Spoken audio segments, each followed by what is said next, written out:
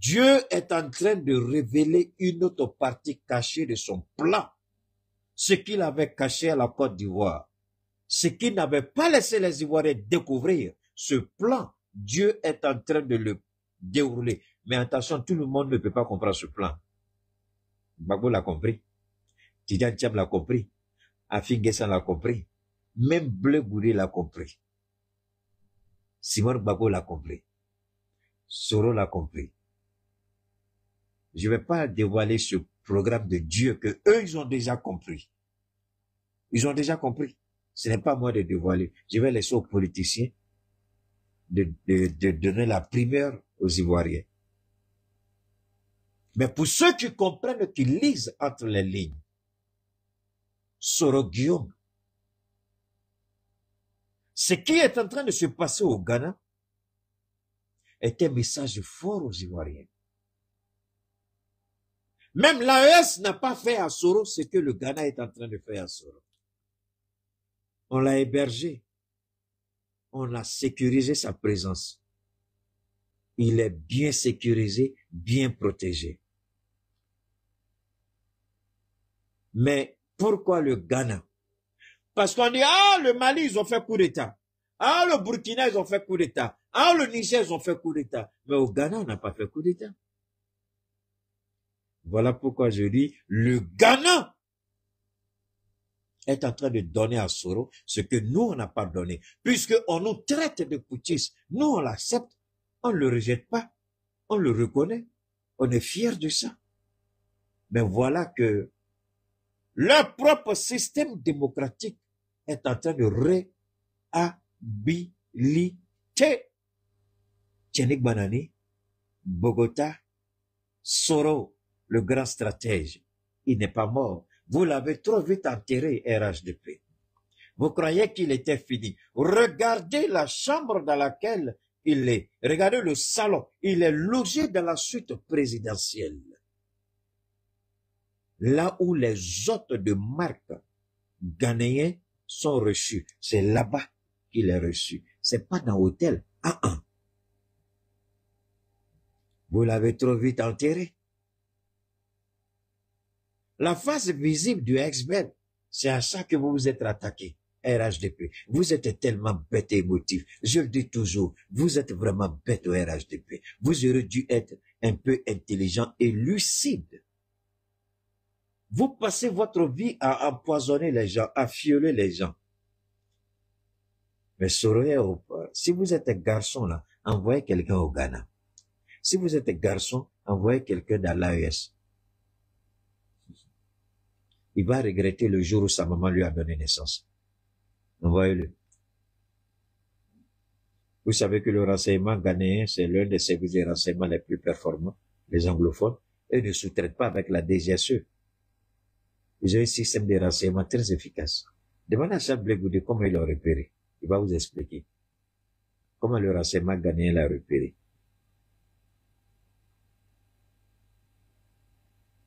Les Gbagbo étaient au Ghana pendant que Soro était Premier ministre, président de l'Assemblée nationale. Aujourd'hui, Soro est au Ghana pendant que les Gbagbo sont en Côte d'Ivoire. Lisez entre les lignes, Keïta vous parle. Lisez entre les lignes, Keïta vous parle. Mais regardez comment Dieu change les choses. À cette époque, c'est Soro qui invitait les Ivoiriens à rentrer en Côte d'Ivoire. Mais aujourd'hui, il est l'invité de marque du président ghanéen au Ghana.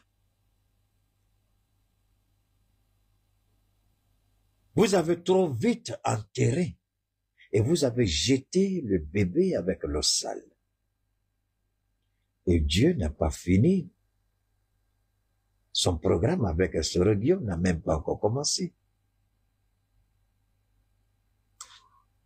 Écoutons, et puis on voit. Parce que vous devez être intelligent en politique, RHDP. Vous devez être... donne-moi une seconde. Vous devez être intelligent en politique, RHDP. Malheureusement, vous vous comportez comme l'idiot d'Adjumani. la bêtise humaine à Djoumani. Vous ne comprenez pas grand-chose et vous oubliez que la politique est un jeu de subtilité, d'intelligence. De M. Soro, marqué par la mémoire, la spiritualité et l'engagement panafricain. Une journée où le passé et le présent se rencontrent, rappelant l'importance de se souvenir pour mieux construire l'avenir. Dans le prolongement de son séjour en terre ghanéenne, Guillaume Kilbafori Soro a tenu à envoyer un message fort à la jeunesse africaine. Ce message a pris la forme d'une rencontre symbolique avec un nom qui résonne de plus en plus fort sur le continent, Nana Kwame Bediako, également connu sous le nom de Cheddar. Bonjour.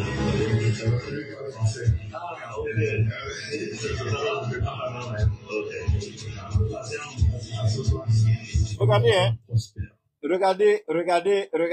Regardez là où Soro est logé. Alors, je vous invite après, je suis sûr que vous avez déjà, allez-y regardez là où Soro est logé. De l'homme qui se cachait. L'homme qui se cachait. Aujourd'hui, Dieu le fait apparaître dans la lumière, dans la gloire et dans la lumière. Dieu le met là. Celui qui se cachait, celui qui détournait les pièges et les ruses, celui qui contournait, celui qui, comme ça et comme ça. Mais le voilà aujourd'hui, souriant, présent, visible. Est-ce que les gens du RHDP comprennent ça? S'ils sont garçons, ils disent qu'ils ont mandat d'arrêt international. Voilà Soro au Ghana. Allez-y. Si vous êtes un garçon, cela démontre au monde que ce mandat, le Ghana n'a pas hésité à arrêter Charles Blé Goudé. Le Ghana n'a pas hésité à attaquer Katina au procès au Ghana. Katina connaît. Il y a eu un procès. La BCA. Mais voilà Soro Guillaume, libre comme le poisson dans l'eau. Libre de ses mouvements. Et son ventre commence à prendre la forme normale. Mais président, faut pas trop grossir. Hein? Voilà, tu es bon comme ça. Guillaume. Hein? Tagoro, faut dire à ton mari, il est bon comme ça. Vous avez insulté Soro. Il est malade, il a ceci, il a cela. Le voilà aujourd'hui. Mais votre Prado, il a quoi? Il a la main gauche qui est pratiquement paralysée. Il tremble, il marche et puis il tremble. De lui à Soro, qui est en forme aujourd'hui? Vous vous pressez, Dieu ne se presse pas. Vous vous pressez, nous on n'est pas pressés. Ça c'est la sagesse et l'enseignement de la vie. Cette vie de Soro Guillaume doit être un enseignement. Vous pouvez être persécuté. Nelson Mandela l'a été. Rawlings lui-même l'a été avant de pouvoir s'échapper de prison. Thomas Sankara l'a été avant d'être évadé aussi. Donc, ce qui arrive à Soro est arrivé à bien de personnes, à bien d'illustres personnalités. Mais l'homme Soro que vous voyez ici, philanthrope et désormais acteur politique, Nana Kwame Bediako est une figure émergente du panafricanisme moderne. Fondateur de la société Quarles Group, il a bâti un empire dans l'immobilier et l'hôtellerie de luxe au Ghana. En 2024, il fait sensation en annonçant sa candidature à l'élection présidentielle ghanéenne en tant qu'indépendant, incarnant l'audace et le renouveau. Son projet, redonner espoir à la jeunesse africaine, libérer les énergies et transformer les mentalités. Lors de cette rencontre, Guillaume Soro et Nana Kwame Bediako ont longuement échangé sur l'avenir du continent africain, le rôle de la jeunesse, l'importance de l'éducation, de l'entrepreneuriat et de la souveraineté économique. Okay. Les deux hommes, issus de générations différentes, mais portés par une même... Après, il va rencontrer Abedi Pelé, il va aller prendre une photo au pied de l'arbre de Laurent Gbagbo, il va aller visiter la tombe de John Rawlings, déposer une gerbe de fleurs. Vous connaissez un peu. J'ai voulu partager cet instant avec vous pour vous amener à comprendre une seule réalité. Le temps de Dieu n'est pas le temps des hommes. Vous avez trop vite enterré Soro Guillaume. Vous l'avez trop vite jeté dans les oubliettes. Mais Soro Guillaume, je peux me permettre de le dire, son véritable parcours politique n'a même pas encore commencé. Au Ghana, il a bénéficié des bénédictions de l'imam central du Ghana, qui a prié et dit qu'il espère un jour le voir devenir président dans son pays. Alors, ceux qui disent que Ouattara ceci, Ouattara cela, ne soyez pas pressés, je reviens à vous. Mais alors, Soro connaît, je voudrais revenir encore à Kone Tefou, qui a trahi la jeunesse d'Abobo. Alain Le Bognon le laisse passer. Alors, regardez une chose, je vous en prie, Ivoirien. On dirait une forme de malédiction. Quand ceux-là quittent Soro, leur étoile s'éteint. Regardez Alain Le Bognon. Pour avoir des miettes avec Alassane Ouattara, souvent, il se croit obligé de nous attaquer dans le Sahel. Mais l'étoile d'Alain Le Bognon a éteint, c'est fini pour lui.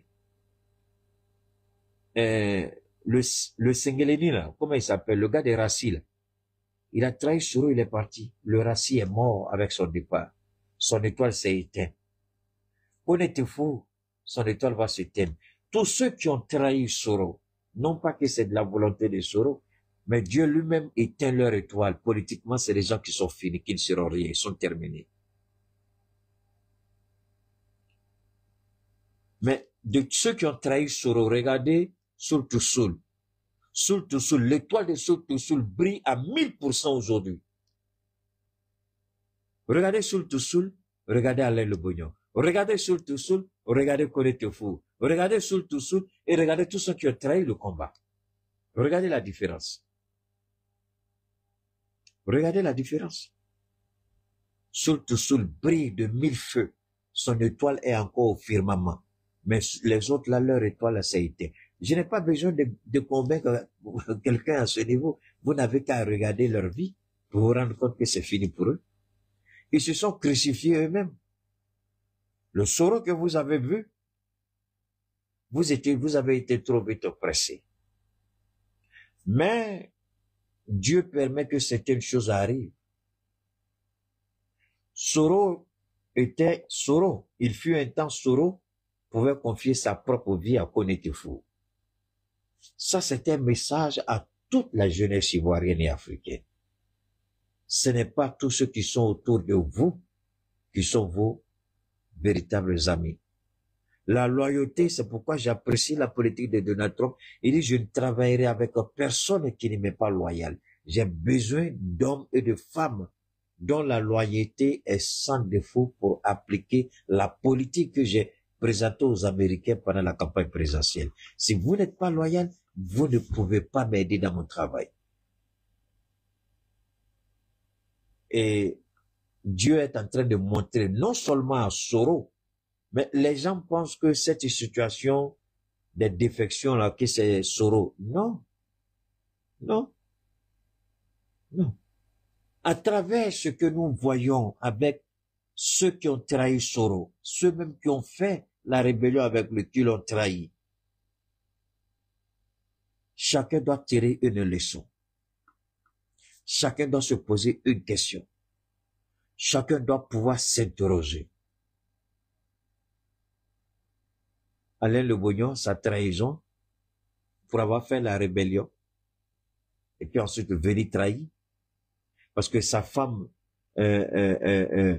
comment on appelle celle-là même là, j'oublie le nom de sa femme, parce que sa femme est, bon, d'après ce qu'on a appris, la mère de ses enfants, il a laissé tomber celle-là, et Samira Le Bognon, celle qu'il a maintenant là, elle était sa secrétaire, c'est elle qui l'a épousée, et puis il a chassé sa première femme et ses enfants. Hein? Et il avait peur que quelqu'un ne tape dans son dos, hein, avec Samira. Donc, il a fait trop vite pour sortir, pour pouvoir retrouver sa Samira. C'est ce qu'il a fait. Ah, alors, que Dieu nous aide, que Dieu nous aide, que Dieu nous aide. Alors ça, c'était pour chacun de nous, pour chaque jeune en Afrique, que le combat de Sorogium soit une inspiration. Que le combat de Sorogium soit une source de motivation. Parce qu'à travers ce combat-là, on apprend beaucoup. Et on a beaucoup appris. Au moment où les gens pensent que c'est fini pour vous, vous êtes fini, vous êtes terminé. C'est là que Dieu vous relève des cendres. Et quand vous atteignez ce niveau, cette force de caractère, à part Dieu le seul, personne sur la terre des hommes ne pourra briser ça, parce que ce qu'il a vécu, ce qu'il a connu, ce qu'il a traversé, ce qu'il a vu, la trahison,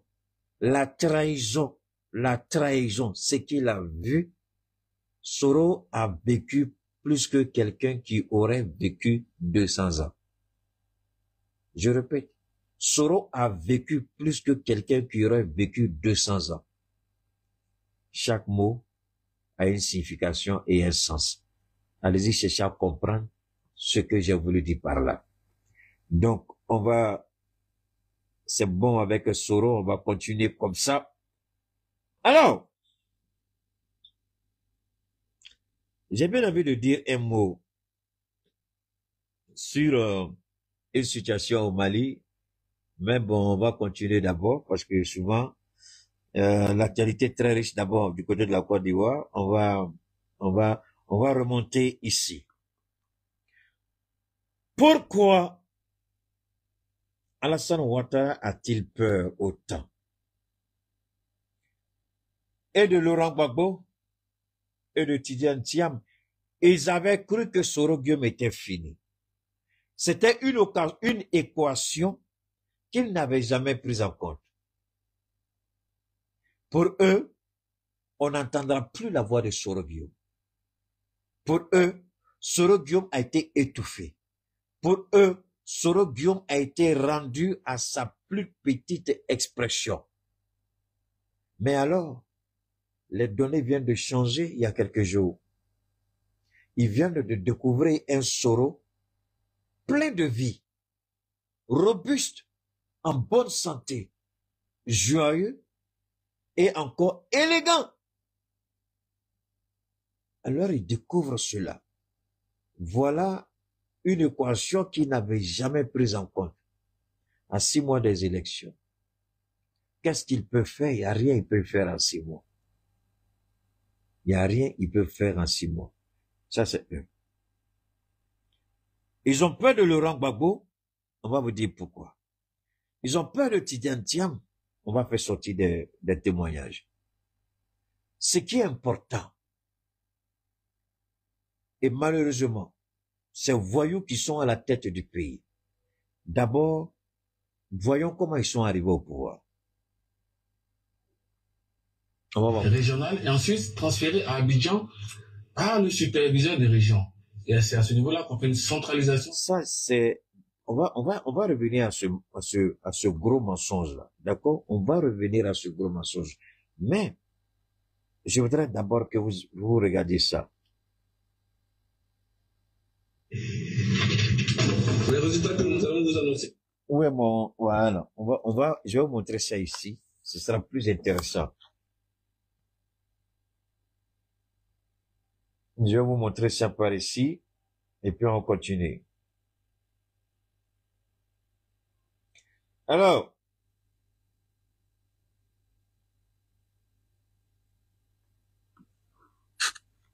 Quels sont les résultats de l'Agnébi, du Zikomoé? Ces résultats n'ont pas été consolidés. Les commissaires de la CEI ne sont pas informés. Et du Sud-Comoé, ils ne sont pas informés. La procédure, après avoir donc validé Les résultats. Comment se prévaut de son titre de porte-parole? Comment il faut parler, moi? Il se prévaut de son titre de porte-parole pour donner des informations que la commission centrale n'a pas validées. Les résultats. Nous avons une procédure et un mode opératoire à la commission centrale. Alors, je vais vous ramener encore ici.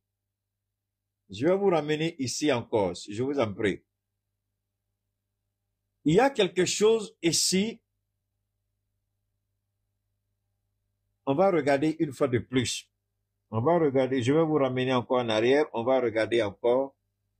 Je vous en prie, on va regarder ensemble. De l'ANEBI, que vous le notiez pour tout le l'ANEBI du Zikomoué. Ces résultats n'ont pas été consolidés. Les commissaires de la série ne sont pas informés. Et du Sud-Comoué, ils ne sont pas informés. La procédure, après avoir donc validé les résultats. Comment se prévaut de son titre de porte-parole? Comment il faut parler, moi? Il se prévaut de son titre de porte-parole pour donner des informations que la commission centrale n'a pas validées. Les résultats. Nous avons une procédure et un mode opératoire à la commission centrale qui n'a pas été respecté. C'est la même chose qui a été vérifiée. C'est la même chose qui a été vérifiée. Hier, on vous a donné des résultats de la diaspora qui n'ont pas été consolidés par la commission. M. Travail à Cuba est venu s'excuser par la suite en commission centrale. Il n'a pas le droit de continuer dans cette forfaiture. Vous voyez, c'est comme ça et c'est ainsi que Alassane Ouattara, ce que nous venons de voir, la suite, on sait comment ça s'est passé. L'ONU, avec le soutien de la France, ont escorté Youssouf Bagayoko qui aujourd'hui, je suis sûr qu'il est en enfer parce que à cause de lui, tous ceux qui sont morts là, vous voyez, il a truqué les élections pour Ouattara et il est mort de façon misérable.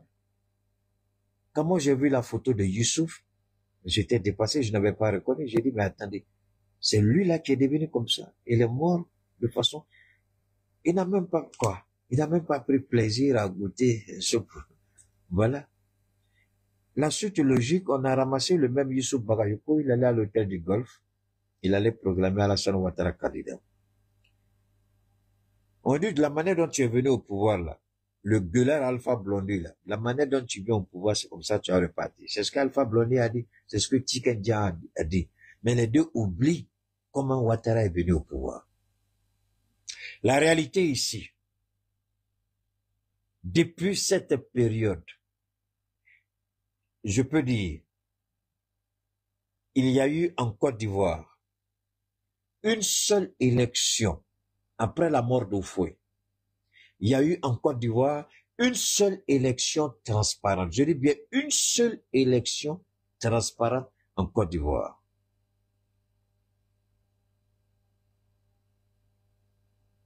Je répète,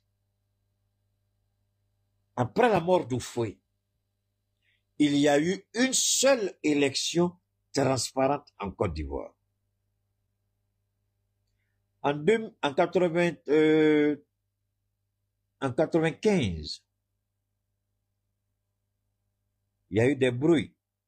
Le Front populaire a refusé d'aller aux élections. D'autres partis sont partis face au PDCI. Le PDCI a gagné. Ça, c'est un. En 2000, les candidats du PDCI, du RDR ont été recalés. Le Front populaire allait aux élections avec Gueye. Le Front populaire a gagné. En 2010, vous venez de voir, il y a eu contestation. Plus de 3000 morts. Je dis bien plus de 3000 morts. En réalité, quand tu fais le décompte approximatif, c'est à peu près 10 000 morts, hein, je vous en prie. Ça n'a rien à... On n'ajoute même pas la crise de la rébellion des dames. Non, non, non. Donc, la seule élection honorable qui a eu lieu en Côte d'Ivoire, c'était en 2015. Là où le PDCI était dans une alliance avec le RDR et d'autres partis, et de Daokro Bedi a lancé son appel pour accompagner Ouattara. C'est la seule élection crédible, non violente, non contestable que les Ivoiriens ont connue. À l'époque, Gbagbo était à La Haye déjà. D'accord? Donc, il était en procès avec Sablé Goudé. Et cette élection, on a vu la victoire nette, sans discussion de Ouattara. En 2020, quand Ouattara voulait faire passage en force, on lui a dit non, tu peux pas. La Constitution ne te permet pas. Et avant d'arriver à la Constitution, ses alliés lui ont dit, mais attends, ce que tu es en train de faire, c'est pas ça. C'est pas sur ça qu'on était d'accord, là. On avait une entente, l'alternance au sein de notre alliance. Tu as fait 2 mandats, permet aux autres de faire 2 mandats. N'oubliez pas de vous abonner et d'activer la cloche de notification pour rester informé de nos prochaines vidéos. Restez à l'écoute pour les développements passionnants à venir.